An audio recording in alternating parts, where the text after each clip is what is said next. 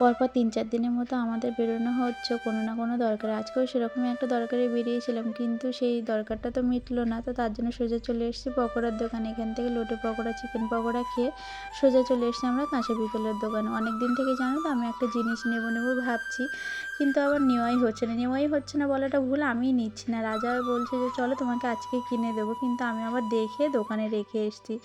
আর দোকানদার কাকুও বলল যে, "তুমি যদি এখন না নিয়ে যদি অক্ষয় তৃতীয়াতে নাও সেটাও ভালো হবে।" তো তার জন্য দেখো আমরা টুকটাক কেনাকাটা করে সোজা বাড়িতে চলে এসেছি। আর বাড়িতে গিয়ে এসে দেখাচ্ছি তোমাদের কী কী কিনেছি।